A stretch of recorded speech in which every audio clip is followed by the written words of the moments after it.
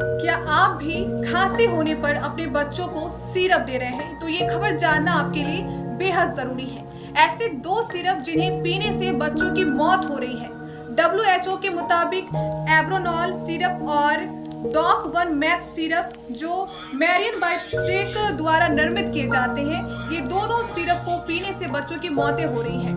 और नोएडा स्थित इस कंपनी के लाइसेंस उत्तर प्रदेश की सरकार ने रद्द कर दिया है। आपको बता दें, उज्बेकिस्तान में ये सिरप पीने से 18 बच्चों की मौत हो गई है।